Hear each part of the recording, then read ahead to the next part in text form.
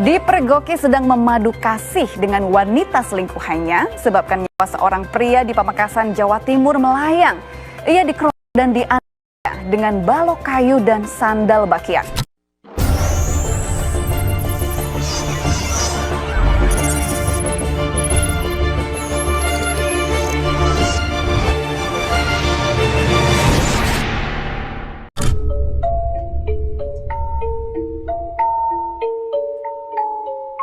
Jumadi merupakan sosok suami dari seorang wanita yang bernama Yuni Harti. Mereka telah menikah hampir 6 tahun dan dikaruniai seorang anak laki-laki. Rumah tangga mereka awalnya berjalan baik-baik saja layaknya keluarga lainnya. Yuni Harti hanya berperan sebagai ibu rumah tangga yang sehari-hari mengurus anak dan membersihkan rumah. Sementara itu, Jumadi bekerja serabutan dan sesekali merawat sawahnya untuk memenuhi kebutuhan keluarga kecilnya. Apalagi anaknya gemar jajan di luar, sehingga ia harus menyiapkan uang lebih. Selain bekerja, Jumadi memiliki hobi memancing yang hampir setiap hari ia lakukan. Hasil pancingan itu biasanya dijadikan tambahan lauk agar menu makan keluarga tidak monoton. Setiap pergi memancing, ia hampir selalu pulang membawa ikan karena sudah mahir dalam hobi tersebut. Keretakan rumah tangga mereka mulai terjadi saat Yuni berkenalan dengan tetangganya, yaitu Mas Mono.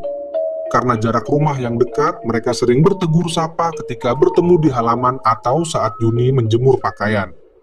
Namun, Mas Mono diam-diam tertarik pada Yuni karena parasnya yang berkulit putih, tubuh tinggi, dan bentuk badan yang menarik. Sikap Yuni yang ramah dan sering tersenyum membuat Mas Mono jatuh hati, meski ia tahu Yuni sudah bersuami. Suatu hari, Mas Mono memberanikan diri untuk meminta nomor WhatsApp Yuni. Merasa tertarik, Yuni pun memberikannya. Sejak saat itu, pesan-pesan Mas Mono membuat Yuni tersenyum sendiri. Apalagi saat suaminya tidak di rumah. Yuni pun leluasa mengobrol, chat, dan video call dengan Mas Mono. Hingga hubungan mereka semakin mesra. Akhirnya, mereka memutuskan untuk menjalin hubungan asmara diam-diam di belakang Jumadi. Singkat cerita, pada Sabtu, 25 Desember 2021, setelah Jumadi pergi ke sawah, Yuni yang merasa rindu pada Mas Mono mengajaknya datang ke rumah lewat pintu belakang. Mas Mono memastikan keadaan aman lalu masuk. Tanpa banyak basa-basi, mereka bercuan dan kemudian masuk ke kamar. Mas Mono mulai meraba Yuni hingga gairah memuncak, lalu melucuti pakaiannya. Dan mereka pun bermain enjot-enjotan layaknya pasangan suami istri. Setelah keduanya puas melakukan permainan enjot-enjotan, Yuni segera mengenakan kembali pakaiannya dan menyuruh Mas Mono pulang sebelum suaminya datang. Tak lama setelah Mas Mono pulang, sang suami Jumadi pun pulang. Yuni menyambutnya dengan hangat, membuatkan kopi, dan memijit suaminya. Di sana keduanya pun mengobrol. Dalam obrolan itu, Yuni sempat menyarankan agar Jumadi mencari pekerjaan di luar kota, dengan alasan agar dapat penghasilan lebih besar. Namun di balik saran Yuni itu tersimpan niat busuk yang ada di kepalanya. Yuni melakukan hal itu dengan tujuan agar ia bisa lebih bebas bertemu Mas Mono dan bisa berkelonan kapanpun ia mau. Di sana, Jumadi pun menjawab bahwa ia belum mendapat informasi lowongan pekerjaan di luar kota, namun ia akan berusaha mencarinya. Malam itu, setelah selesai memijit sambil ngobrol santai, Yuni pun kemudian melayani sang suami di atas ranjang dengan penuh gairah.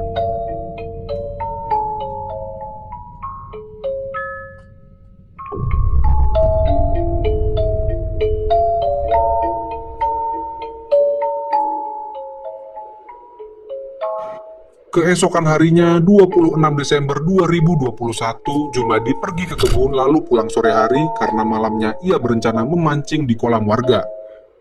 Sebelum berangkat, ia mengatakan kepada Yuni bahwa akan pulang pagi. Mendengar itu, Yuni senang karena tahu suaminya akan pergi lama. Ia pun merencanakan untuk mengundang Mas Mono. Setelah Jumadi berangkat, Yuni berdandan, memakai parfum wangi, dan memberi kabar kepada Mas Mono lewat WhatsApp. Mas Mono yang menerima pesan itu pun lantas bergerak untuk menemui istri orang itu dengan gairah yang sudah memuncak. Setelah sampai, Mas Mono pun masuk diam-diam melalui pintu belakang dan kemudian masuk ke kamar Yuni. Di dalam kamar, Mas Mono pun disambut oleh Yuni yang sudah menunggu tanpa dalam.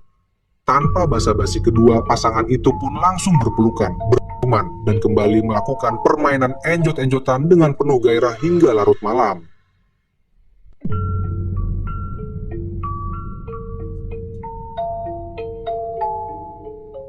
Sekitar pukul 23.30, Jumadi yang sudah cukup mendapat ikan memutuskan pulang lebih awal. Saat masuk rumah, ia mendengar suara desahan istrinya dari kamar. Karena curiga, ia pun lantas segera masuk dan mendapati pemandangan istrinya bersama Mas Mono dalam keadaan setengah telanjang. Di sana, Jumadi pun marah besar. Ia segera memanggil keluarga besar Yuni, termasuk ayah, kakak, ibu mertua, dan kakak ipar Yuni. Keluarga yang tidak terima pun menghadang Mas Mono hingga pingsan. Emosi yang memuncak membuat Jumadi mengambil sebatang kayu dan memukuli Mas Mono sampai tergeletak tak berdaya. Setelah itu, Mas Mono pun dibawa ke rumah sakit. Namun kondisinya memburuk hingga akhirnya meninggal dunia pada Kamis, 30 Desember 2021 pukul 10 pagi. Akibat peristiwa ini, Jumadi dan dua kakak iparnya ditetapkan sebagai tersangka atas dugaan melakukan kekerasan yang mengakibatkan orang meninggal dunia.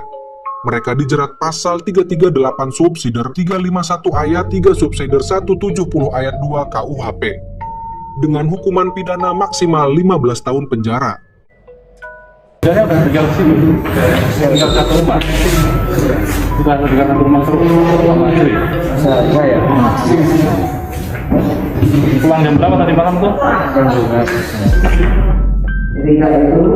Ketika dia melihat dari istrinya dari korban tadi atau korban itu berada di dalam kamarnya dan sedang menggunakan sarung saja, dia langsung memanggil tiga orang lainnya di sana, dan terus seketika itu langsung melakukan penganiayaan terhadap korban.